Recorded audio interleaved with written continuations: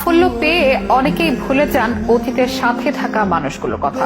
দুঃসময়ে কারা পাশে ছিল তা যেন এক প্রকার মনেই থাকে না। অথচ ক্রিস্টিয়ানো রোনালদো ব্যতিক্রম এক নজির রেখেছেন বিশ্ববাসীর কাছে। কৈশোরের দরিদ্রতায় ম্যাকডোনাল্ডের এক কর্মী প্রতি রাতে খাওয়াতেন রোনালদোকে। সেই কর্মীর খোঁজ করতে দুনিয়া ওলট পালট করেছেন CR7।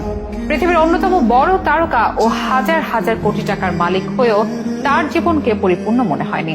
মনের মধ্যে কাজ করেছে ম্যাকডোনাল্ডের সেই কর্মীকে প্রতিদান দেওয়ার ইচ্ছে। চাইলেই তো ভুলে যেতে পারতেন অতীতের কথা, ভুলে যেতে পারতেন ম্যাকডোনাল্ডের সেই কর্মীটিকে। তবে ভুলেননি রোনালদো। দীর্ঘদিনের প্রচেষ্টায় খুঁজে বের করেছেন তাকে। আর কৈশোরের সেই দিনের প্রতিদান হিসেবে যা করেছেন তা প্রশংসায় ভাসিয়েছে পর্তুগিজ এই সুপারস্টারকে। রোনালদোর সংগ্রামী শৈশব, ম্যাকডোনাল্ডের সেই কর্মীর পাশে থাকা ও তার প্রতিদান দেওয়ার অসাধারণ এক গল্প জানাবো এই আয়োজনে।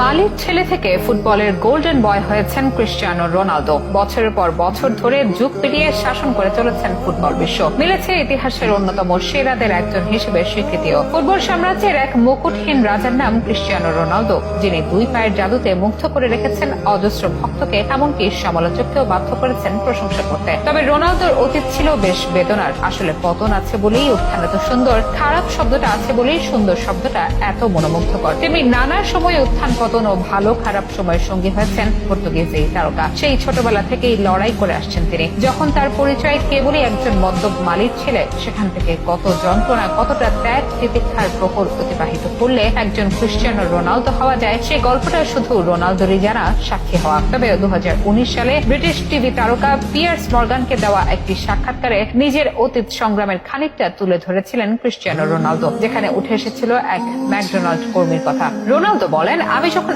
11 বা 12 বছরের ছিলাম তখন আমাদের কাছে কোনো অর্থই ছিল না। আমরা লিসবনের ওই অংশে থাকতাম যেখানে বাকি সব কিশোর ফুটবলাররা থাকতো। আমার পরিবার ছিল মাদেইরাতে। ওদের সঙ্গে 3 মাস পর পর দেখা হতো। রাত একটু গভীর হলে ক্ষুধা লাগতো। যে স্টেডিয়ামের পাশে আমরা থাকতাম সেখানে একটা ম্যাকডোনাল্ডস ছিল। প্রায়ই আমরা পেছনের দরজায় গিয়ে নক করতাম আর বলতাম, কোনো বার্গার আছে? সেখানে অ্যাডনা ও আরো 2টা মেয়ে ছিল। এই দুজনের মমতা ছিল অবিশ্বাস্য।